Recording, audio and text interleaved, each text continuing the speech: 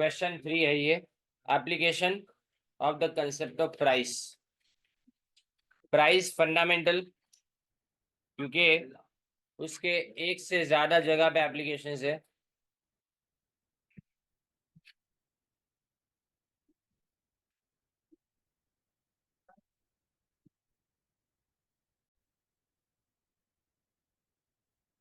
Underline करो, fundamental in economics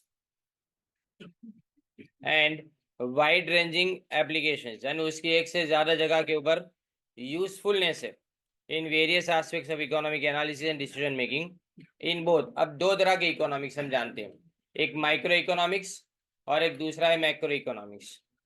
जो micro economics है वो इंडिविजुअल यूनिट के साथ कनेक्टेड है, लेकिन मैक्रो पूरी कंट्री के साथ में। Price is integral to understanding market functioning. Integral यानी समावेशल हो, यानी included in market functioning, consumer and producer behaviour, monetary policy, international trade, competition policy and various other economic phenomena.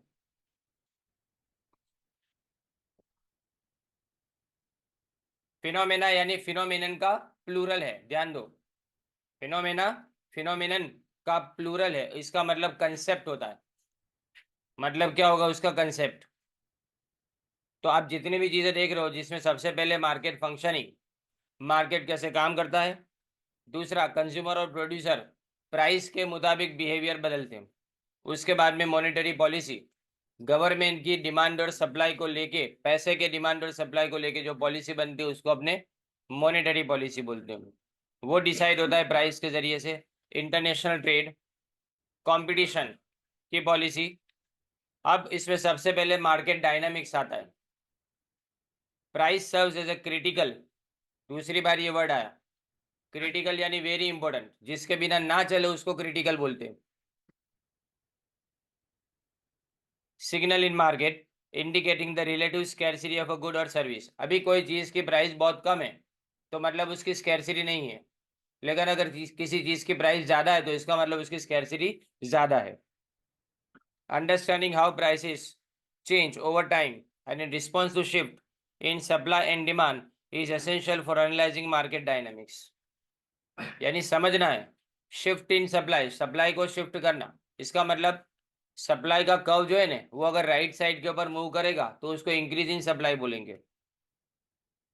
तो मार्केट डायनामिक्स यानी मार्केट में सप्लाई और demand के बीच में आने वाले changes.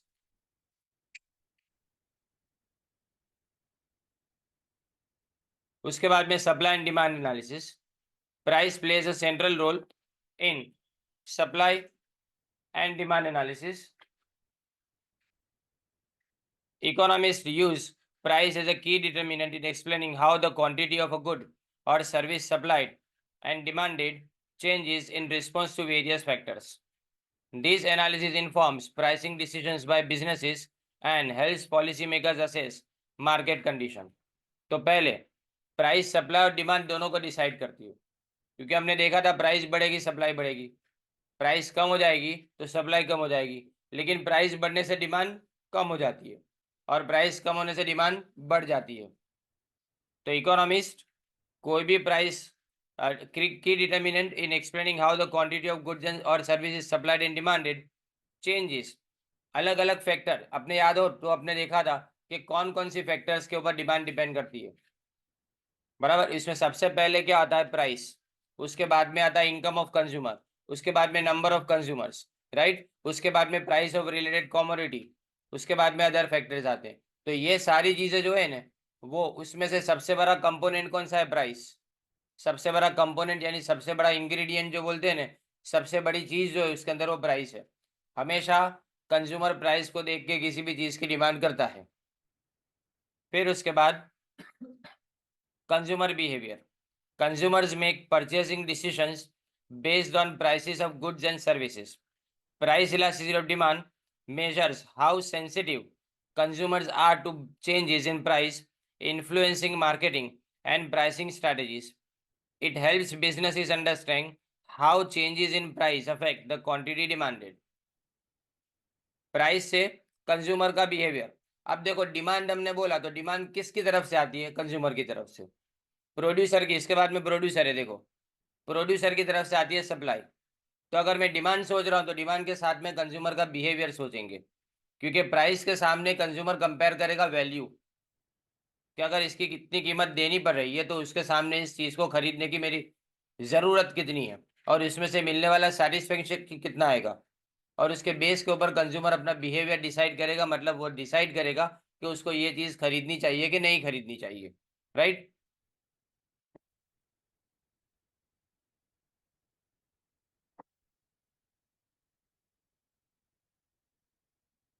Influencing marketing and pricing strategies.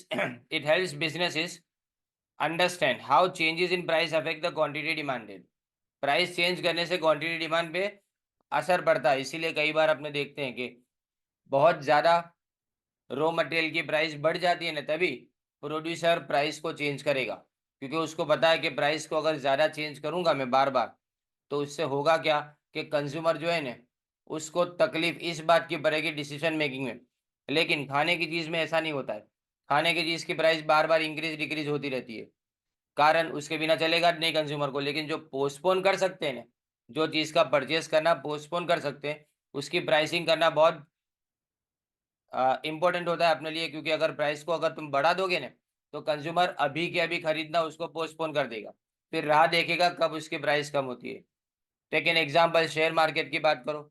जब शेयर की प्राइस ज्यादा बढ़ती जा रही हो तो सब लोग अभी होल्ड करेंगे, अपने शेयर्स को बेचेंगे भी नहीं और नए शेयर्स को खरीदने से भी फिर वापस प्राइस डाउन हो जाएगी। जब डाउन होगी तो खरीदने वाले वापस अंदर आएंगे। दो तरह के लोग होते हैं मार्केट के अंदर जो होते हैं ना, एक मंदी वाले लोग और एक तेजी वाले लोग। तेजी में खरीद के रिस्क ज्यादा लेने वाले लोग, और मंदी के अंदर और ज्यादा मंदी के अंदर डूबने वाले लोग, और उसके बाद में वापस जब तेजी आए ना तब उसको बेच देने वाले लोग अलग होते हैं। ऐसे ही हर कॉमोडिटी के अंदर ऐसा होता है। फिर प्रोड्यूसर डिसीजन मेकिंग। अभी थोड़े टाइम पहले गोल्ड की प्राइस जब बढ़ती जा रही थी कंटिन्यूअसली, 60,000 को क्रॉस किया, 62 को क्रॉस किया, 63 को क्रॉस किया, तब ने मार्केट में से जो एक्चुअल डिमांड होती है ना, जो लोग शादी के वक्त गहनों की डिमांड करते हैं वो, उसकी डिमांड है ना एकदम से डाउन हो गई थी। लेकिन फिर भी गोल्ड की प्राइस इंक्रीज हो रही थी, क्योंकि मैं शायद पहले भी आपको समझा चुका हूँ कि गोल्डन है अब सिर्फ ये गहनों में यूज नहीं होता है, उसका इंडस्ट्रियल यूज भी है। और वो इंडस्ट्रियल यूज आपके मोबाइल की सर्किट बोर्ड के अंदर, जो प्रीमियम फोन्स होते हैं ना, उसके अंदर प्रोसेसर की स्पीड को बढ़ाने के लिए गोल्ड की सर्किट का यूज किया जाता है। गोल्ड होता है कितना, 0.01 ग्राम, पर एक मोबाइल में नहीं, लाखों मोबाइल में यूज करना है उनको बनाने के टाइम पे, तो क्वांटिटी कितनी चाहिए? बात समझ रहे हो ना? तो इसलिए ये इंडस्ट्रियल यूज, इवन जो हाई एंड के टेलीविजन आते हैं ना, उसके सर्किट बोर्ड के अंदर भी, उसके सर्किट बोर्ड के अंदर भी इस तरह से चिप लगाई जाती है। ये आपकी, क्योंकि गोल्ड है ना सबसे ज्यादा पावरफुल कंडक्टर ऑफ इलेक्ट्रिसिटी माना जाता है, यानी इलेक्ट्रिसिटी इसमें से सीधी पास हो जाती है। बाकी जितने भी मेटल्स हैं ना उसको गर्म, वो मेटल गर्म होती है इलेक्ट्रिसिटी पास होने के टाइम पे, ये मेटल बिल्कुल भी गर्म नहीं होती। इसलिए डिवाइसेस को ठंडा रखने के लिए इसका यूज किया जाता है, लेकिन प्रीमियम एंड के अंदर, लोअर एंड के अंदर नहीं। कितना मैंने बोला, 0.01 ग्राम, इतना खाली गोल्ड यूज किया जाता है, लेकिन इतने गोल्ड से भी उसका परफॉर्मेंस फर्क में आ जाता है। तो अब समझो कि गहने के लिए डिमांड करते अपने लगता है कि उसी के लिए तो डिमांड होती है, नहीं, उसके लिए नहीं है। गोल्ड इज आज भी इक्विवेलेंट टू मनी है। दूसरी डिमांड इन्वेस्टमेंट के लिए की जाती है, कि गोल्ड को आज भी लोग क्या मानते हैं, इक्विवेलेंट टू मनी। बाकी पैसे जो है ना रद्दी कागज का टुकड़ा एक दिन हो सकते हैं, लेकिन गोल्ड कभी ऐसा नहीं हो सकता, बराबर ने? तो गोल्ड, प्लेटिनम और सिल्वर, ये तीन ऐसी मेटल्स है जिसके अंदर लोग ट्रेड करते हैं, यानी लोग इसके अंदर सट्टा खेलते हैं, इसीलिए इसकी प्राइस को इंक्रीज होता हुआ आपने देखते हैं। ये हुआ तुम्हारा कंज्यूमर का बिहेवियर। अब प्रोड्यूसर की बात करें, producer decision making. Business set prices to maximise revenue and profit. Cost plus pricing, मैंने आपको बताया, कल तीन प्राइसिंग बताई थी। एक तो कौन सी, पेनिट्रेशन प्राइसिंग, राइट। उसके बाद में डिस्काउंटेड प्राइसिंग, दो प्राइस तो मैं अभी बोल देता हूँ, तीसरी प्राइस उसके डिस्काउंटेड प्राइसेस जितनी जी। देखो पेनिट्रेशन प्राइसिंग और डिस्काउंटेड प्राइसिंग दोनों सेम है। इसका मतलब क्या होता है कि मैं जब भी मार्केट में घुसना चाहता हूँ तो मुझे सबसे पहले अपनी प्रोडक्ट को एकदम सस्ते में बेचना पड़ेगा, जिससे कस्टमर उसको, कुछ लोग तो ट्राई करने के लिए आएंगे, फिर उसके बाद में प्राइस को धीमे धीमे इंक्रीज करूंगा।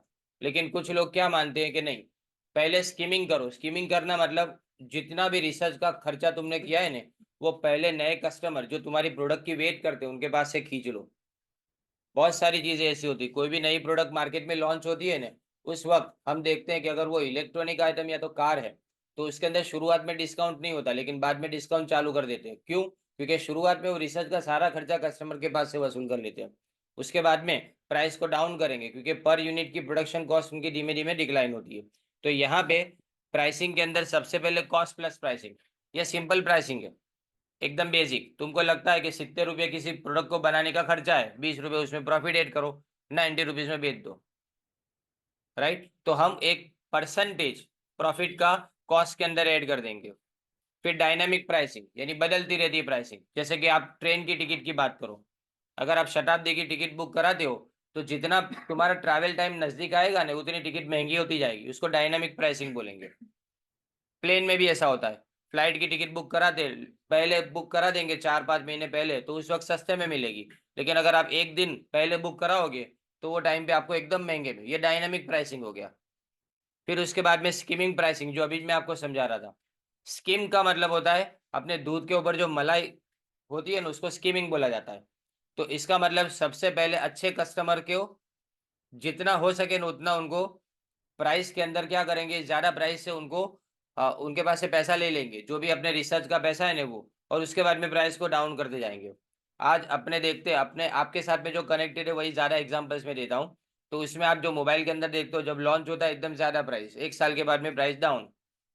चीज तो वही है, यूज भी वही हो रहा है उसके अंदर, लेकिन फिर भी प्राइस डाउन हो रही है, क्योंकि शुरुआत में उन्होंने क्या देखा कि जो अर्ली अडॉप्टर्स है ना, कि जो कस्टमर वेट कर रहे हैं कि ये प्रोडक्ट आए हम ले लें, तो वो लोग क्या प्राइस नहीं देखते हैं, वो लोग स्टेटस देखते हैं। इसलिए वो लोग खरीद लेते हैं कोई भी प्राइस के ऊपर। फिर बाद में वही प्राइस धीमे धीमे क्या होने लगती है, डाउन होने लगती है। Skimming pricing are strategies used by firms to determine the optimal price for their products and services. Price also influences production decisions as firms adjust output in response to changes in market prices. हमेशा firm क्या करेगी, output को adjust करेगी market price के सामने, क्योंकि price बढ़ेगी तो आउटपुट रिड्यूस करना पड़ेगा पहले। फिर इन्फ्लेशन एनालिसिस, इन्फ्लेशन यानी फुगाओ, इकोनॉमिस्ट एंड प्राइस का इंक्रीज होना, and central banks, central bank यानी हमारे यहाँ पे RBI, closely monitor changes in prices as a key indicator of inflation. Consumer Price Index (CPI) and Producer Price Index (PPI) are used to track price changes in the economy, helping policymakers make informed decision regarding monetary policy. अब देखो दो तरह के index है, indices बोलते हैं। Index का plural होता है इंडाइसिस, इंडेक्स सिंगुलर और इंडाइसिस प्लूरल। तो यहाँ पे कंज्यूमर प्राइस इंडेक्स पहला, तो कंज्यूमर जो चीज खरीदते हैं ना वो, और प्रोड्यूसर प्राइस इंडेक्स यानी मतलब जो रॉ मटेरियल वगैरह यूज किए जाते हैं उसके अंदर। तो इन दोनों से पता चलता है कि मॉनेटरी पॉलिसी आरबीआई कैसे डिसाइड करेगी। मॉनेटरी पॉलिसी मतलब इंटरेस्ट रेट। अगर लिखना हो नीचे तो मॉनेटरी पॉलिसी समझने के लिए तो सिंपल इंटरेस्ट रेट। तो मार्केट में लोन लेने का इंटरेस्ट रेट डिसाइड करने की पॉलिसी को अपने सीधे सीधे बोलेंगे मॉनेटरी पॉलिसी। फिर आ देखो नेक्स्ट में monetary policy, central banks are use, मैंने अभी बताया, interest rates and other monetary policy tools to influence overall price levels in the economy. Influence यानी असर करવું, इफेक्ट, कंट्रोलिंग टू अफेक्ट आएगा, अफेक्ट इन्फ्लुएंस की जगह पे। Controlling inflation and maintaining price stability are primary objectives of monetary policy. दो चीजें, price stability, price एक जैसी रहनी चाहिए। इसका मतलब है ये नहीं कि प्राइस बिल्कुल चेंज नहीं होनी चाहिए। अगर समझो कि 20 रुपए किलोग्राम अगर अनियन यानी प्याज मिलते हैं, तो 25 रुपए हो जाए तो कोई फर्क नहीं पड़ता, 15 हो जाए तो भी कोई फर्क नहीं होता, लेकिन 20 के सिरे 200 हो जाए तो फर्क पड़े। तो प्राइस स्टेबिलिटी का मतलब ये नहीं कि प्राइस सेम रहनी चाहिए। प्राइस स्टेबिलिटी का मतलब अप एंड डाउन हो, लेकिन एक रेंज के अंदर हो। उससे ज्यादा अगर बढ़ता और कम होता है ना, तो इसका मतलब हमको अलर्ट होने की जरूरत है। तो इसको प्राइस स्टेबिलिटी नहीं बोलेंगे अगर ज्यादा बढ़ेगी तो हम इन्फ्लेशन को कंट्रोल करेंगे। और दूसरा, प्राइस को स्टेबिलिटी, ये प्राइमरी ऑब्जेक्टिव है, प्राइमरी यानी पहला ऑब्जेक्टिव। फिर market efficiency, Efficient markets are characterized by prices that reflect all available information. The efficient market hypothesis, EMH, is a theory that explores the relationship between information and stock prices. Understanding market efficiency is crucial for investors and financial analysts. पहली बात, जितने भी markets है वो सारे markets जो भी information market में अवेलेबल है उसके बाद कोई भी डिसीजन लेते हैं. तो एफिशिएंट मार्केट हाइपोथेसिस, देखो एफिशिएंट समझ में आता है मार्केट, पर हाइपोथेसिस का मतलब एजम्पशन, धारणा. हाइपोथेसिस का मतलब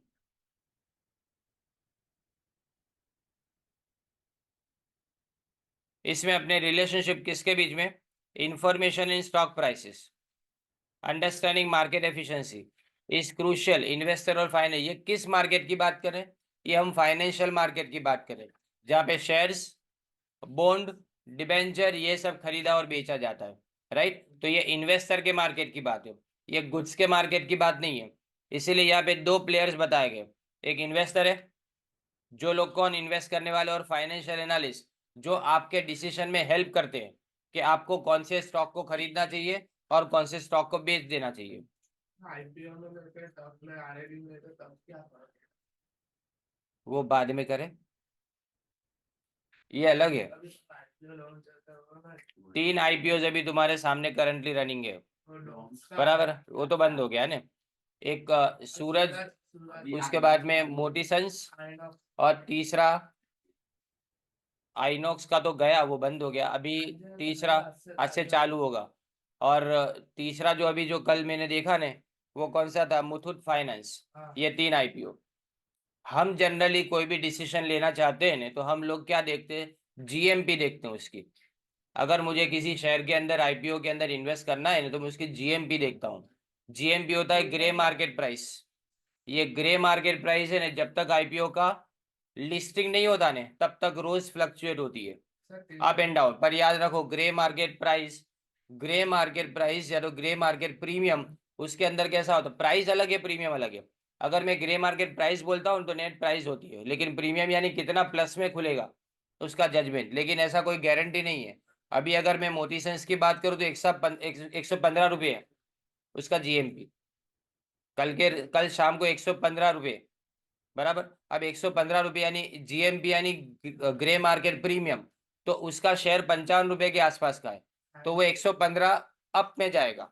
यानी मतलब 55 + 115 लिस्टिंग के टाइम पे, ये ऐसा मार्केट सोच रहा है, पर जरूरी नहीं है क्योंकि एलआईसी की जीएमपी बहुत ज्यादा थी पर वो खुला एकदम डिस्काउंट में, बराबर ने. तो ये एनालिस्ट होते हैं, ये एनालिस्ट ऐसा आपको डिसीजन लेने में मदद करते हैं. पर याद रखो हमेशा है ना, ये नीचे डिस्क्लेमर लिखते हैं, मतलब ध्यान रखो हम तो ये मार्केट के ऊपर से डिसाइड करते हैं, छेला डिसीजन तुम्हारा है, इसके लिए हम जिम्मेदार नहीं, ऐसा बोल देंगे तो तुम उसके बाद में उनको कोई जिम्मेदारी नहीं दे सकते, बराबर. तो ये एनालिस्ट का काम है. और इन्वेस्टर कौन है, हम जैसे लोग. अब एक कॉमन मैन जो है ना, वो क्या करता है, किसी से पूछ के इन्वेस्ट करेगा. मुझे तो पता ना हो कि मुझे मार्केट में कौन से शेयर में इन्वेस्ट करना हो या ना करना हो, तो मैं किसी शेयर ब्रोकर के पास जाऊं, राइट. और उस शेयर ब्रोकर को या तो मेरे किसी फ्रेंड को जिसको इसका नॉलेज है उसके बाद. तो इन सब अंदर अंदर जो चलने वाले, याद रखो 100 लोग जो मार्केट में इन्वेस्ट करते हैं उसमें से खाली 5 लोगों को पता होता है कि मार्केट क्या है. 95 लोग जो है ना वो ऐसे ही मार्केट में इन्वेस्ट करते हैं किसी के कहने पे. पर उस 95 में से याद रखो ऑलमोस्ट 80% लोगों का प्रिडिक्शन अच्छा होता है, बाकी का खराब होता है. पिछले साल आने वाले जितने भी आईपीओ थे उसमें से 75% आईपीओ प्लस में खुले थे, मतलब उन्होंने रिटर्न दिया था अच्छा, बराबर. ये एनालिस्ट का काम है. अब इंटरनेशनल ट्रेड की बात करें तो price analysis is applied to assess the terms of trade between countries. Comparative price levels and exchange rate influence the balance of trade and trade policies impacting international trade flows. अब देखो price analysis से पता चलता है कि कौन सी country में कितनी प्राइस में कोई गुड्स बिक रहे हैं, और मैं अगर उस कंट्री में अपनी कंट्री के गुड्स को बेचूंगा तो कितने में बेचूंगा तो सामने वाले को गेन होगा और मेरा भी फायदा होगा. अभी समझो सामने की कंट्री में कोई चीज $1 में बिकती है, इसका मतलब 85 रुपये में बिकती है, बराबर. अगर वही चीज मैं यहाँ से 60 रुपीज में एक्सपोर्ट कर रहा हूँ, 60 रुपीज में एक्सपोर्ट कर रहा हूँ, तो सामने वाले को वो चीज 60 में मिलेगी, उसका फायदा. और मैं अपनी कंट्री में बेच रहा हूँ तो वो 50 रुपये में बेच रहा हूँ, तो मुझे 10 रुपये का फायदा। यहाँ पे बेचने से 50 मिलते हो, बाहर बेचने से 60 मिल रहे, और उसको अपनी कंट्री में बनाने के लिए 85 रुपीज की जरूरत पड़ती है। तो फायदा दोनों का कब होगा? इन दोनों के बीच की अगर प्राइस सेट होगी ना, तो 50 और 85 के बीच की प्राइस सेट होगी। तो ये सब भी इम्पैक्ट लिखा है ना, इम्पैक्ट का मतलब असर करना। Now anti trust and competition policy. What is anti trust? तुमको लगे भरोसा है ना उसका खिलाफ, नहीं। एंटी ट्रस्ट यानी कॉम्बिनेशन नहीं बनना चाहिए, 3-4 कंपनीज मिल जाए। अब अभी समझो कि पूरे इंडिया के अंदर मोबाइल ऑपरेटर कंपनी कौन कौन सी है? वोडाफोन आइडिया, बीएसएनएल, फिर उसके बाद में एयरटेल, और लास्ट में आता है जियो। सबसे पहला वो है, मैं तो बोलूँ 4 कंपनी है। अब ये चारों 4 कंपनी अंदर अंदर एक ऐसा कॉम्बिनेशन बना ले, बराबर, कि प्राइस इतनी जी रखनी है, इससे कम में हम बेचेंगे नहीं, तो कस्टमर तो मर गया ना। तो ये एंटी ट्रस्ट पॉलिसी होती है कि इस तरह से कॉम्बिनेशन बनाने से गवर्नमेंट रोकती है। याद रखो, कॉम्बिनेशन सबसे खराब, मैंने आपको जब एसपीबी समझा रहा था उसमें अपने कार्टेल समझ रहे थे, तो कार्टेल के टाइम पे मैंने ये समझाया था कि कार्टेल सबसे ज्यादा खराब इसलिए माने गए क्योंकि वो ड्रग्स बनाने वाली कंपनी, ड्रग्स यानी दवाई बनाने वाली कंपनी के अंदर थे। जो फार्मास्यूटिकल कंपनी है ना, वो कार्टेल्स बनाती थी, तो वो दवाई की प्राइस को आर्टिफिशियली बढ़ा देती थी। अब इससे क्या होता था कि जो बीमारी से जूझने वाले लोग, और सेकेंड वर्ल्ड वॉर के बाद में पूरे दुनिया की हालत खराब थी, फाइनेंशियली सब कंट्रीज खलास खलास हो गई थी, और उस टाइम पे भी ये कंपनी को प्रॉफिट कमाना था। इसलिए यहाँ पे anti trust policy government of India के अंदर है। याद रखो, गवर्नमेंट ऑफ इंडिया ने पहले एमआरटीपी एक्ट बनाया था, monopolistic and restrictive trade practices act. उसके बाद में उन्होंने 1998 के अंदर एमआरटीपी एक्ट को हमेशा के लिए खत्म किया। 96 या तो 98, मुझे बराबर याद नहीं है, पर उसको खत्म किया। उसके बाद में उन्होंने कंपटीशन एक्ट लाए, और वो कंपटीशन एक्ट 2000 में स्टार्ट हुआ। अभी कंपटीशन एक्ट 2008 वाला चल रहा है, बराबर। तो ये कंपटीशन एक्ट लाने का मतलब क्या है कि कोई भी कंपनी अगर दूसरी कंपनी को खरीदना चाहती है ना, तो उसको गवर्नमेंट से परमिशन लेनी पड़ती है कि वो ट्रस्ट तो नहीं बना रही है ना, या वो किसी कंपनी को दबा के तो खरीद नहीं रही है ना, या किसी कंपनी का यानी गैर जायज फायदा तो नहीं उठा रही है ना, वो सब देखा जाए। To examine whether prices are set competitively, or if anti-competitive behavior such as price fixing or predatory pricing। देखो, predatory pricing यानी किसी को खत्म करने के लिए प्राइसिंग। जैसे कि एक एग्जांपल लेता हूं, तुम 5 कंपनीज मार्केट में ऑपरेट कर रहे हो काफी लंबे टाइम से, छठी कंपनी मार्केट में आ रही है, तुम उसको खत्म करना चाहते हो, तो तुम पांचों 5 कंपनी में मिलकर अपनी प्रोडक्ट की प्राइस इतनी डाउन कर दो ना कि सामने वाली कंपनी वो मार्केट में टिकट ना पाए, क्योंकि वो तो नई कंपनी है, उसके पास तो रिजर्व के अंदर पैसा भी नहीं होगा। तो उसको खत्म करने के लिए जो प्राइस की जाए ना, उसको प्रीडेटरी प्राइस बोला जाता है। प्रीडेटर का मतलब जो शिकार करता है ना, उसको प्रीडेटर बोला जाता है, यानी शिकारी वाली प्राइस, ऐसा हुआ ना। और प्रीडेटरी प्राइसिंग इज अकरिंग है, इज अकरिंग यानी प्रवर्तमान हो, presence. Now public finance, price analysis is crucial for tax policy and public finance. Tax incidence analysis assesses how taxes affect prices and consumer welfare. Policymakers consider the impact of taxes and subsidies on prices when designing fiscal policies. अब जब भी physical word आए ना, तो याद रखो taxation policy. Government के पास पैसा, देखो, अपने बजट बनाते हैं, तुम और मैं, यानी आम आदमी जब बजट बनाता है तो पहले पैसे आएंगे, फिर सोचेगा कहाँ खर्च करूं। गवर्नमेंट का उल्टा है, गवर्नमेंट पहले डिसाइड करेगी कि पहले कहाँ पे खर्चा करना है, उसके बाद में वो इनकम के जरिए तलाशेगी कि अब मैं इनकम कहाँ से रेज करूं। बात समझ रहे हो मैं क्या बोल रहा हूँ? दोनों के बजट अलग अलग है। तो गवर्नमेंट पहले ये देखेगी कि कहाँ कहाँ पे डेवलपमेंट के प्रोजेक्ट करने की जरूरत है, उसके बाद में उसके मुताबिक वो टैक्सेस को रेज करने की ट्राई करेगी कि जितने हो सके उतने टैक्सेस हमारे पास ज्यादा कलेक्ट हो। 1 महीने के अंदर जीएसटी का कलेक्शन 2.25 लाख करोड़ रुपए जितना है अपने इंडिया में। इसका मतलब अपने अंदाजन लगा है तो 18 लाख करोड़ जितना 1 साल के अंदर का कलेक्शन हुआ। 18 लाख और करोड़, इतना 1 साल का जीएसटी का कलेक्शन हुआ। जीएसटी तुम्हारा इनडायरेक्ट टैक्स है, तुमको उसके ऊपर बर्डन नहीं लगता, क्योंकि तुम प्राइस के साथ में उसको पे करते हो, बराबर। अभी मैं समझो कि कोई प्रोडक्ट, ये जैसे मैंने ये लैपटॉप खरीदा, बराबर, उसके अंदर जीएसटी 28%, 28% है।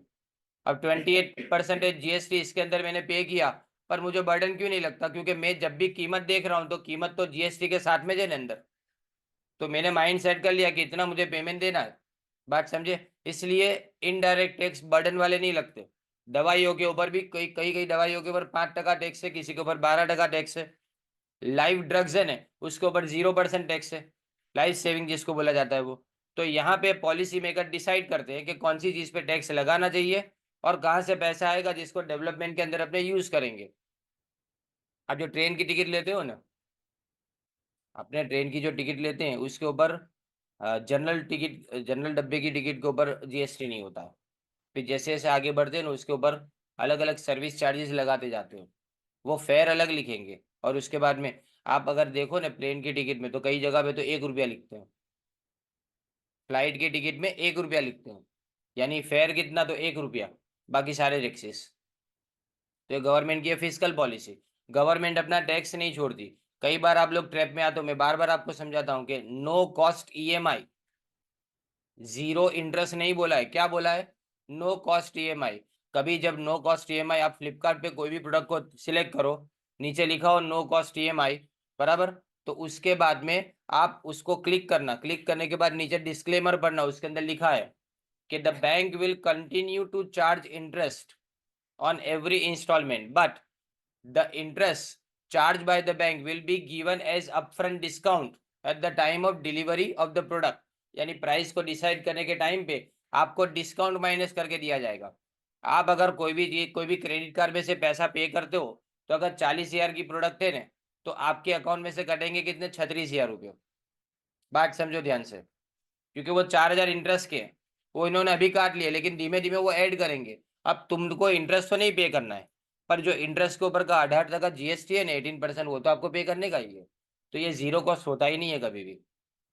अगर 40,000 की प्रोडक्ट है, उस पर 18%, अगर मैं 40,000 की प्रोडक्ट, उसके ऊपर 4,000 की इंटरेस्ट है, तो 4,000 इंटरेस्ट का 18% निकाल दो, वो आप पे करते जो, यानी 720 रुपये आपने पे किए, प्लस बैंक आपको ईएमआई में कन्वर्ट करने के लिए 199 प्लस जीएसटी लगाए, वो अलग। तो मतलब कम से कम 1,000 रुपये तो आपको देने पड़ेंगे, राइट। तो ये हुआ तुम्हारी किसके बारे में? पब्लिक फाइनेंस के बारे में, कि हम फिजिकल पॉलिसी कैसे डिसाइड करेंगे और सब्सिडी कब देंगे। अपने ये सब जगह पे अपने देखते हैं ना सब्सिडी मिलती है। ये फेम 2 सब्सिडी खत्म हुई, अब फेम 3 सब्सिडी जनवरी के एंडिंग में वापस आएगी, इलेक्ट्रिक 2 व्हीलर के ऊपर जो होती है, और 4 व्हीलर्स के ऊपर। अब consumer welfare and policy evaluation. Economists use policy indices to measure changes in consumer welfare and cost of living. This information is valuable for assessing the well-being of individual and impact of policy changes on households. अब बात समझो, यहाँ पे लिखा गया है कि हम ये चेक करते हैं कंज्यूमर का वेलफेयर और कॉस्ट ऑफ लिविंग। आप कोई भी टैक्स लगाते हो, कहाँ फर्क पड़ेगा? सबसे पहले कंज्यूमर जो इनकम कमा रहा है ना, उसके ऊपर बर्डन आएगा, क्योंकि वो टैक्स कट जाएगा उसमें से। अब टैक्स कट जाएगा तो हाथ में उसके खर्चने के लायक जो इनकम बचते हैं ना, वो धीमे धीमे कम होती जाएगी। तो कंज्यूमर का स्टैंडर्ड ऑफ लिविंग इससे अफेक्टेड होता है, राइट। फिर asset valuation. Prices are central to the valuation of financial assets such as stocks, bonds, real estate and commodities. Investors use price information to make investment decisions and assess asset performance। देखो, investment का decision लेने से पहले अपने ये check करते हैं कि ये एसेट अपने कितनी काम की है। घर में कोई चीज अपने खरीदते तो सोचते हैं कि इसका यूज क्या होगा, बराबर ने। माइक्रोवेव अवन तब तक नहीं खरीदा जाएगा ना जब तक पता ना चले कि इसका यूज क्या है। ऐसे ही लाके रख नहीं दिया जाता, क्यों? तो कोई बात नहीं, कभी काम लगेगा, बराबर क्या नहीं। रेफ्रिजरेटर खरीदने के टाइम पे आप क्या देखते हो? रेफ्रिजरेटर तो लाख रुपए का भी आता है, 2 लाख का भी आता है, 5 लाख का भी आता है। तो 5 लाख वाला लेके उसके बाद में अपने डिसाइड कर लें क्या यूज करना है, ऐसा नहीं होता। हम अपनी जरूरत के मुताबिक खर्चा करते हैं। तो अपने ऐसा करेंगे तो जो बिजनेसमैन है वो कितना सोचता होगा, उसको तो एक एक रुपया बराबर संभाल के यूज करना है।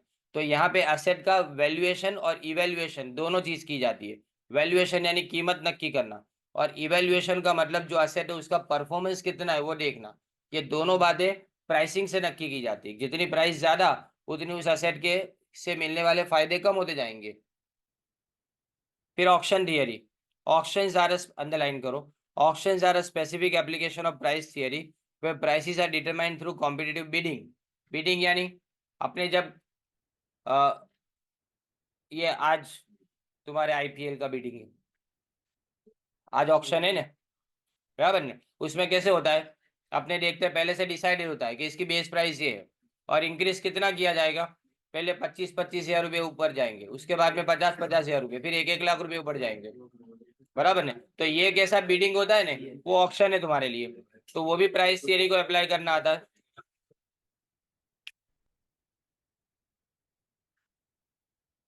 Auction theory helps explain different auction formats, bidder strategies and outcomes. Auction के फॉर्मेट बहुत सारे अलग अलग है, वो तुमको आगे प्राइसिंग स्ट्रेटजी के अंदर आएंगे 4th यूनिट में। फिर उसके बाद में बिडर स्ट्रेटजी, बिडिंग करने की स्ट्रेटजी क्या होती है, जैसे मैंने बताया कि 25,000 रुपये इंक्रीज होंगे। आपको ऐसा बोलना नहीं है कि मैं इतने पैसे बोल रहा हूँ, ऐसा नहीं, आपको खाली अपना फ्लैग रेस करना है। आपके हाथ में जो आपको प्ले कार्ड दिया जाता है वो खाली रेस करो कि नंबर आपका लिखा जाता है, वो नंबर से वो बोल देगा कि इसने ये बिडिंग किया है ऐसा। उसके आउटकम, आउटकम यानी फाइनल रिजल्ट क्या होगा वो। तो ये तुम्हारा 3rd वाला क्वेश्चन कंप्लीट हुआ। अब मैं आपको पेपर फॉर्मेट बताऊं। आपकी फॉर्मेट 3 पेपर आपके 25 मार्क के, 4 पेपर आपके 50 मार्क के। 3 पेपर में एक तुम्हारा बैंकिंग, एक तुम्हारा इंग्लिश और इंडियन नॉलेज सिस्टम, ये 3 पेपर आपके 25 मार्क है, जिसमें 100% एमसीक्यू पूछे जाएंगे 3 पेपर में। एक इंडियन नॉलेज सिस्टम, एक तुम्हारा बैंकिंग और एक तुम्हारा इंग्लिश, ये 3 सब्जेक्ट के अंदर आपको 25 मार्क का पेपर होगा। पहले 2 यूनिट या तो कंपोनेंट बोलेंगे वो लोग, डिसाइड अभी सिलेबस के बारे में नहीं लिखा गया, पर बाकी 4 सब्जेक्ट के सिलेबस के बारे में क्लियरली बोल दिया है, बराबर। तो अब अपने ये 3 सब्जेक्ट के अंदर 25 मार्क का पेपर और 45 मिनट्स का पेपर होगा। 45 मिनट्स के अंदर आपको पेपर कंप्लीट करके दे देना है, पहला ये। दूसरे 4 सब्जेक्ट के जो पेपर है, वो 4 सब्जेक्ट के पेपर आपको 2 सेक्शन में मिलेंगे। पहला तुम्हारा ऑब्जेक्टिव होगा जिसमें 25 मार्क का एमसीक्यू 2 यूनिट का, लेकिन बाकी 25 मार्क के सब्जेक्ट जिसमें 2 क्वेश्चन सिर्फ पूछे जाएंगे और दोनों क्वेश्चन 100% ऑप्शन के साथ में होंगे। पहला क्वेश्चन यूनिट 1 में से होगा और दूसरा क्वेश्चन यूनिट 2 में से होगा। पहले क्वेश्चन के ऑप्शन में यूनिट 1 का दूसरा क्वेश्चन होगा और दूसरे क्वेश्चन के ऑप्शन में यूनिट 2 का दूसरा क्वेश्चन होगा। इस तरह से 50 मार्क। पहला सेक्शन एमसीक्यू वाला कंप्लीट करने के लिए आपको 45 मिनट्स दी जाएगी। वो जैसे ही कलेक्ट करेंगे उसके बाद में आपको 1 आवर का दूसरा टाइम पीरियड दिया जाएगा, यानी 1 आवर 45 मिनट्स के 4 पेपर होंगे। पहला पेपर कौन सा तुम्हारा, यानी जो 4 पेपर है उसमें से पहला पेपर कौन सा, एक अकाउंट्स का पेपर, एक स्टैटिस्टिक्स का पेपर है, एक इकोनॉमिक्स का पेपर, एक एसपीबी का, यानी जो 4 मेजर सब्जेक्ट्स है ना, वो सारे के सारे सब्जेक्ट आपको याद करने पड़ेंगे। वैसे भी इंग्लिश में याद करना नहीं होता। तो इंग्लिश के अंदर एमसीक्यू है, बैंकिंग के अंदर एमसीक्यू है, उसकी 2-2 क्रेडिट है, ये तीन सब्जेक्ट की क्रेडिट 2 है। बाकी के जितने भी सब्जेक्ट्स हैं उसकी 4-4 क्रेडिट है। 4 सब्जेक्ट की 4-4 क्रेडिट है और 3 सब्जेक्ट की 2-2 क्रेडिट है। जिनकी क्रेडिट आती है उनके मार्क्स भी आते हैं, बराबर। 1 बाय 1 डिसीजन आ रहे हैं। तो याद रखो कि ये एग्जाम डिक्लेयर कब की जाती है ना, वो अब सस्पेंस नहीं रहा है, क्योंकि 30 तारीख को बाकी सारी फैकल्टी की एग्जाम खत्म हो जाएगी, बाकी सारे स्टैंडर्ड की एग्जाम खत्म हो जाएगी, बचेंगे सिर्फ तुम। अब 30 तारीख के बाद कभी भी एग्जाम डिक्लेयर हो सकती है। और मैंने यूजीसी के रूल बुक के बारे में पढ़ा है, उसके अंदर क्लियरली मेंशन किया है कि मिड सेमेस्टर एग्जाम के लिए आपको 2 वीक्स का टाइम पीरियड देना है प्रिपरेशन का, यानी 2 वीक के अंदर आपकी एग्जाम, अगर आज डिक्लेयर करेंगे तो 2 वीक में। लेकिन एक बात समझ लो, मैंने कल भी बोला था, आज वापिस बोल रहा हूँ, सब्जेक्ट सिलेक्शन आएगा। सब्जेक्ट सिलेक्शन में आईकेएस के 3 में से कोई भी एक पेपर को आपको सिलेक्ट करना है, और वो भी दोनों सेमेस्टर के लिए, ये सेमेस्टर भी और आने वाले सेमेस्टर के लिए भी। बाकी के 6 सब्जेक्ट तुम्हारे कंपलसरी है, और उसके बाद वाला जो 7वां सब्जेक्ट है ना, उस सब्जेक्ट के अंदर से आईकेएस, उसमें से आपको 3 ऑप्शन दिए गए जो मैंने आपको भेजे हैं। इसमें एक अकाउंटिंग का है, एक लिटरेचर का है, और तीसरा जो तुम्हारा वैदिक और इकोनॉमिक्स एट प्रेजेंट उसके बारे में। तो जो अकाउंटिंग वाला है ना, जो सबसे ज्यादा लोग ट्राई करें ना सब्जेक्ट को, वही सब्जेक्ट हमको लेना चाहिए। उसके पीछे का सिंपल रीजन ये बोलता हूँ, उसके मटेरियल आसानी से मिल जाते हैं। बाकी सब में 6 तक तुमको मटेरियल इधर उधर भटकना पड़ेगा, और इसके लिए एक सब्जेक्ट के लिए आपको रेगुलर कॉलेज जाना पड़ेगा। पर दोनों सब्जेक्ट में अगर मैं देखूँ ना, एक वैदिक और इकोनॉमिक्स के बारे में जो कंपैरिजन का है ना, वो सब्जेक्ट यूजफुलनेस के हिसाब से मुझे नहीं लगता कि इतना ज़्यादा इंपॉर्टेंट है। और दूसरा मैनेजमेंट एंड लिटरेचर की हिस्ट्री है पूरी। अब लिटरेचर यानी इंग्लिश आएगा, एक इंग्लिश कम है दूसरा के, तो इसलिए अकाउंटिंग सबसे सिंपल लगता है समझने में और समझाने में, दोनों में सीधा बोल देता हूँ। बराबर, मैं अपनी भी खुद की बात करूंगा, तुम्हारी भी बात करूंगा, दोनों को जो ऐसा लगे ना कि जो अपने लिए परफॉर्मेबल सब्जेक्ट है ना, वही सब्जेक्ट सिलेक्ट करना चाहिए। तो अब समझ लो कि 4 सब्जेक्ट की एग्जाम 50 मार्क की है और 3 सब्जेक्ट की एग्जाम 25 मार्क की है। 3 सब्जेक्ट की, सब सब्जेक्ट में 45 मिनट्स का पहला पेपर होगा, और वो पहला पेपर आपको 25 मार्क के लिए 45 मिनट्स के अंदर कंप्लीट करके दे देना है। यानी एक एमसीक्यू के लिए ऑलमोस्ट आपको समझो 2 मिनट दिए गए। 25 एमसीक्यू है, बराबर, 45 मिनट से ऑलमोस्ट समझो कि 2 मिनट दिए गए। ओके, तो अब इतने टाइम पीरियड के अंदर आसानी से पेपर तो कंप्लीट हो जाएगा, लेकिन याद रखो आपको 45 मिनट्स का पेपर कंप्लीट होने के बाद, ऐसा नहीं कि 10 मिनट में पेपर कंप्लीट हो गया तो दे दो और दूसरा पेपर ले लो, ऐसा नहीं है। 45 मिनट्स के बाद आपको दूसरा पेपर मिलेगा। बराबर, सेक्शन एक पेपर, 2 पेपर नहीं, पर 2 सेक्शन होंगे उसके अंदर, ऐसा बोल रहा हूँ, सुन बराबर से। ओके,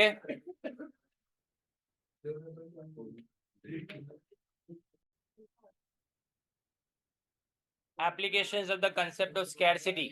पहले यूटिलिटी सीखा, उसके बाद में वैल्यू, तीसरा प्राइस था, अब चौथा है तुम्हारे लिए scarcity. Scarcity is a fundamental idea in economics that refers to the imbalance between limited resources and unlimited human wants. It drives choices made by individuals, businesses, and government, and shapes the overall structure of economic system and policy. देखो scarcity का मतलब अपने जानते अछत, कोई चीज का कम होना, ना होना नहीं, कम होना, उसके सप्लाई कम हो, उसके सामने उसकी डिमांड ज्यादा हो, तो हम बोलते हैं कि उसकी स्कैरसिटी है।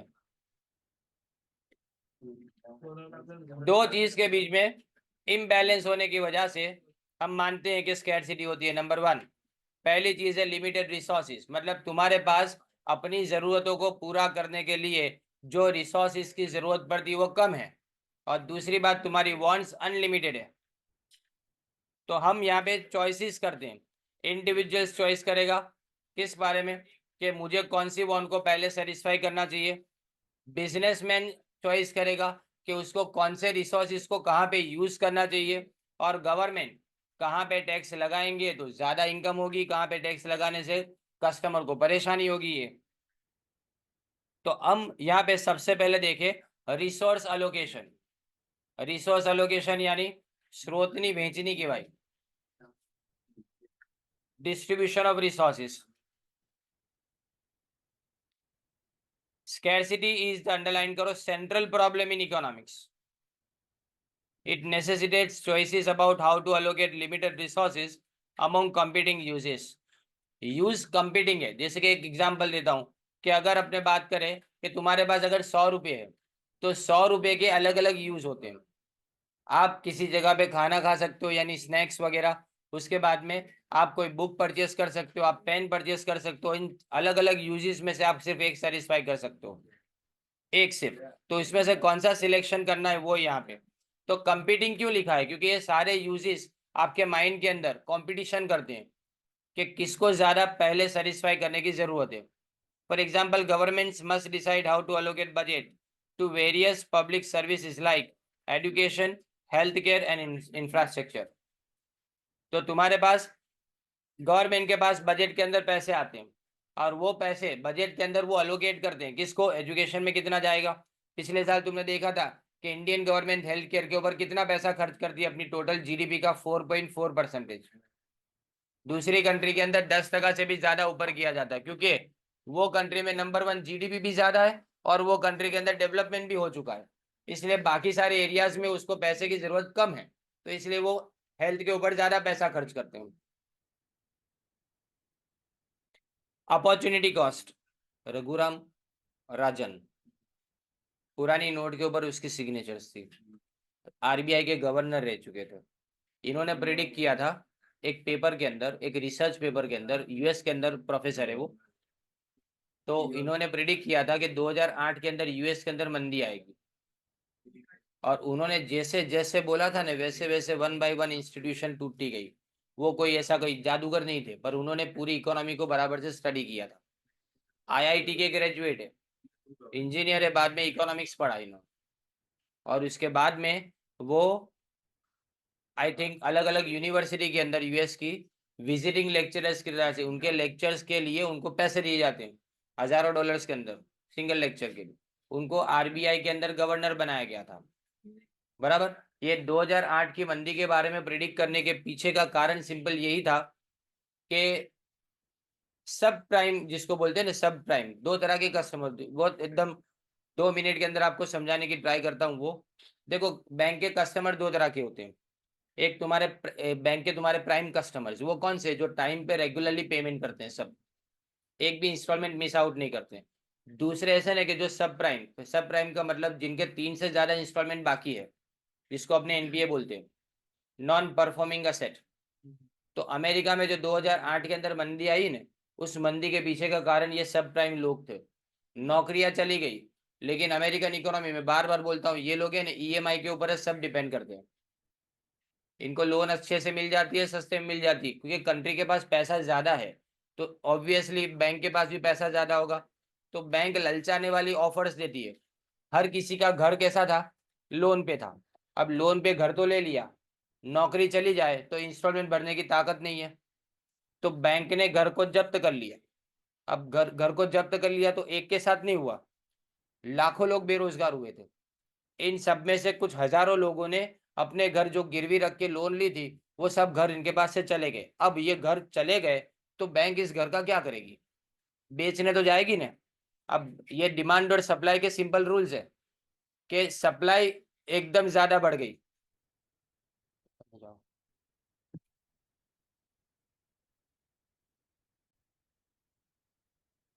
यहाँ पे जो पैसे इनके बाकी थे, बैंक घर तो चला गया। अब सप्लाई कितनी बढ़ गई? जितने घर थे वो सब बैंक के पास गिरवी वापस आ गए। अब घर वापस आ गए, लेकिन उसको बेचना है, पर बेचने के लिए कस्टमर कहाँ से लाएंगे? तो बैंक ने प्राइसेस कम करना शुरू किया, पर प्राइस इतनी कम होती गई ने कि जितनी लोन थी ना, उतनी भी उससे वसूल नहीं हो रही थी। अब यहाँ पे इसको सब प्राइम इमरजेंसी बोला जाता है, और यहाँ से शुरू हुई मंदी की पूरी दास्तान। और 4 साल तक अमेरिका की इकोनॉमी को इससे जूझना पड़ा। लेकिन याद रखो, गवर्नमेंट जब तुम्हारी एकदम स्ट्रांग होल्ड के ऊपर हो ने, तो इकोनॉमी ऐसे छोटे मोटे तूफानों से आराम से गुजर जाए। और धीमे धीमे उसने 2013 के अंदर रिकवरी फेज शुरू किया, और 2015 के बाद वापस धीमे धीमे नंबर 1 के ऊपर आना स्टार्ट भी कर दिया। यानी 5 साल 6 साल के अंदर इकोनॉमी ने पूरा एक समझो ना कि टर्न अराउंड देखा, बराबर ना। इसमें कैसा है कि मैं अपनी लोन को किसी को बेच भी सकता हूँ, ये अजीब चीज है। इसमें लेमन ब्रदर्स नाम की एक पूरी कंपनी चली गई, जो 150 से ज्यादा साल पुरानी कंपनी थी, वो एक झटके में खत्म हो गई। उसके पीछे का सिंपल रीजन ये था कि वो क्या करती थी? बाईबैक करती थी। अगर समझो एचडीएफसी बैंक ने मेरे घर के ऊपर मुझे लोन दिए, अब एचडीएफसी बैंक को ऐसा है कि ये लोन मेरे पास नहीं रखनी है, तो वो आईसीआईसीआई बैंक को लोन बेच सकती है, पर मुझे हफ्ते तो अभी भी एचडीएफसी को देने के। तो शायद मैंने पहले बताया था आपको, राइट। तो ये जो चीज है ना, इस तरह से गोल गोल घूमता रहता है, पर आपको पता नहीं है। आपको पता नहीं, आपको तो खाली एचडीएफसी को याद रखना है, समझे। अब मैंने हफ्ता भरना बंद कर दिया, तो मेरा हफ्ता जा रहा है किसको? एचडीएफसी के थ्रू आईसीआईसीआई को। पर अब आईसीआईसीआई के पास पैसे नहीं जा रहे, रिश्त तो पूरा उसके ऊपर ट्रांसफर कर दिया। तो यहाँ से सब मंदी शुरू हुई। तो ये रिसोर्स एलोकेशन था पहला। उसके बाद में अपॉर्चुनिटी कॉस्ट। अपॉर्चुनिटी कॉस्ट यानी is the value of the next best alternative that must be forgone when a choice is made. Forgone यानी छोड़ देना, सेक्रीफाइस करना। तुम्हारे पास दो अलग अलग विकल्प है। अगर एक खेत के ऊपर में राइस उगा सकता हूँ, उसी के ऊपर मैं वीट उगा सकता हूँ, लेकिन राइस से मुझे इनकम ज्यादा मिलेगी, तो मैं क्या करूंगा? मैं वीट को छोड़ दूंगा। तो वीट को छोड़ने से जो आने वाली आवक है, ये इनकम है, वो मैंने छोड़ दी। वो जो इनकम चली गई ना, वो मेरी अपॉर्चुनिटी कॉस्ट है। वो मेरी अपॉर्चुनिटी कॉस्ट है, समझे। जो कमाने वाला था, अब जो वो नहीं कमाऊंगा, वो मेरे लिए क्या है? अपॉर्चुनिटी कॉस्ट है। It is a direct consequence of scarcity. Consequence यानी result. Decision makers must consider opportunity cost when allocating resources or making choices, whether in personal finance or public policy. Personal finance में भी, personal finance and individual और public policy बनाने के time पे. फिर production decision. Businesses face scarcity when deciding how much of each good to produce. यानी कितने goods produce करने चाहिए और कौन सी प्रोडक्शन मेथड एम्प्लॉय करेंगे. प्रोडक्शन मेथड दो है, एक कैपिटल इंटेंसिव यानी मूडी प्रधान और एक लेबर इंटेंसिव यानी श्रम प्रधान. Limited resources like labor, capital and raw material must be allocated efficiently to maximize output and profit. तो जितना भी प्रॉफिट बढ़ सके, आउटपुट बढ़ सके, उसके लिए हमको काम करना चाहिए. एंड कंज्यूमर की चॉइस. कंज्यूमर को भी स्कैर्सिटी का प्रॉब्लम सामने, क्योंकि उनके पास बजट लिमिटेड है, उसके पास इनकम लिमिटेड है और वो इनकम उसको वेरियस गुड्स एंड सर्विस के ऊपर खर्च करनी है. तो वो अपने प्रेफरेंस यानी उसको क्या पसंद नापसंद है वो और अपने बजट दोनों को ध्यान में रख के बजट कांस्टेंट, कांस्टेंट यानी लिमिटेशन, मर्यादा. Aiming to maximize utility. हमारा मकसद तो क्या है कि हम मैक्सिमम यूटिलिटी कमा पाए. Then after market prices. Scarcity different directly influence market price. अगर गुड्स स्कैर्सिटी में है तो उसकी डिमांड ज़्यादा है और सप्लाई कम है, बराबर. तो इसका मतलब प्राइसेस उसकी बढ़ेगी. तो प्राइसेस सर्व, अंडरलाइन करो, as signals that help allocate scarce resources efficiently in a market economy. तो हम क्या करेंगे, अगर किसी एक जगह के ऊपर किसी लेबरर को ज़्यादा पैसे मिल रहे, इसका मतलब क्या, उस तरह के लेबरर स्कैर्सिटी में है. तो हम अगर उस तरह के लेबरर्स को प्रोड्यूस करना शुरू करें यानी उसको एजुकेट करना शुरू करें तो वहाँ पे डिमांड और सप्लाई को इक्वल कर सकते हैं ना बाद में. फिर उसके बाद supply and demand analysis. Supply and demand curves in economics are driven by the scarcity of goods. Scarcity is, underline करो, fundamental determinant of the quantity supplied and demanded in market. Changes in scarcity condition can shift supply and demand curves. Scarcity अगर बढ़ जाएगी तो supply बढ़ानी पड़ेगी, मतलब production बढ़ेगा. और स्कैर्सिटी अगर कम होती जाएगी तो इसका मतलब ये है कि डिमांड बराबर है, सप्लाई बढ़ती जा रही है. हम इसका जजमेंट ऐसे ले सकते हैं. फिर natural resource management. Scarcity is particularly relevant in the management of natural resource like water, mineral and fossil fuels. Fossil fuels यानी क्रूड ऑयल. કોલસો ફોસિલ ફ્યુલ્સમાં આવે અને ક્રૂડ ઓઇલ આવે, બે વસ્તુ ફોસિલ ફ્યુલ્સમાં આવે. સસ્ટેનેબલ, સંપોષિત કહેવાય સસ્ટેનેબલ. એટલે sustainable resource management is essential. Sustainable का मतलब क्या, आज तुम जो रिसोर्स को यूज कर रहे हो ना उसके कारण आने वाली जनरेशन को नुकसान नहीं होना चाहिए, या तो आने वाली जनरेशन के पास कुछ भी बचे ना वो ना चले, समझे. तो हम रिसोर्सेज को ऐसे ही यूज करेंगे जैसे आने वाली जनरेशन को नुकसान ना हो.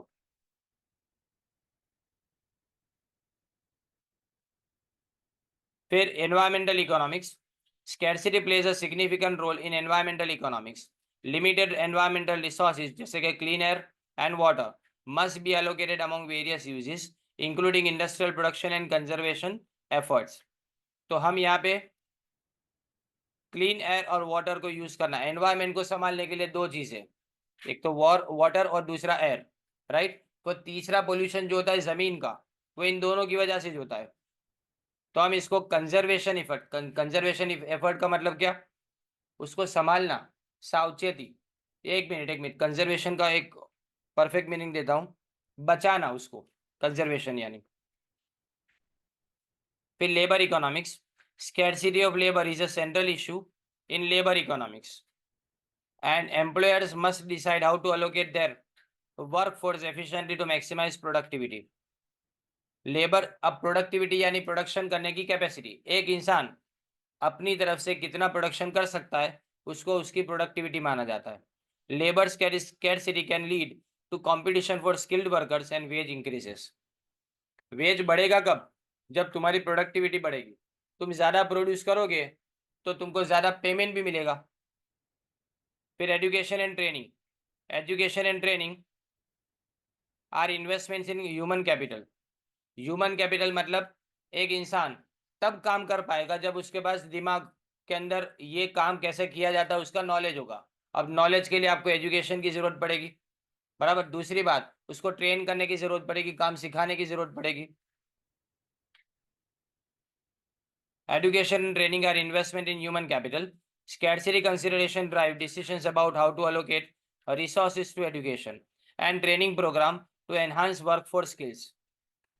तो जितने भी हमारी वर्कफोर्स की स्किल्स है उसको बढ़ाना, यानी काम करने जितने लोग आते हैं उन सबकी स्किल्स को बढ़ाना, वो एजुकेशन से पॉसिबल होता है। फिर health care allocation, health care resources जिसमें medical professionals, facilities and treatment are often scarce, ये सब कम है। गांव के अंदर तो आपको बहुत बड़े भी गांव होंगे तो भी उसके अंदर 4-5 खाली क्लिनिक आपको हॉस्पिटल नहीं बोल रहा हूँ मैं, क्लिनिक बोल रहा हूँ। Health care policy makers must make decision about resource allocation to provide adequate care to the population.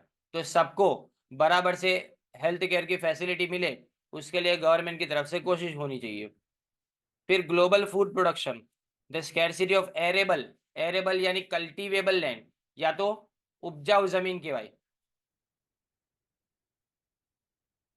Water and agricultural input affect global food production. Addressing food scarcity, addressing का मतलब उसको चैलेंज की तरह से देखना या तो उसकी चैलेंज को खत्म करना, ऐसा। involves improving agricultural practices, ensuring equitable access to food and reducing food waste। जितना हो सके फूड का वेस्ट कम होना चाहिए और सबको खाना बराबर से इक्विटेबल यानी इक्वली मिलना चाहिए, समान धोरणे। And development economics, last one, scarcity is a critical concept in development economics. It influences decisions about foreign aid allocation। foreign aid यानी वैश्विक मदद के यानी बाहर से जो हेल्प आती है ना, एड का मतलब हेल्प होता है। Infrastructure development and poverty reduction strategies in developing countries. तो इंडिया जैसी कंट्रीज के अंदर हमको चाहिए कि पहले तो बाहर से पैसा आना चाहिए, दूसरा इंफ्रास्ट्रक्चर बराबर होना चाहिए और गरीबी दूर होनी चाहिए, पॉवर्टी यानी गरीबी, राइट। तो ये तुम्हारे 2 क्वेश्चन आज के कंप्लीट हुए।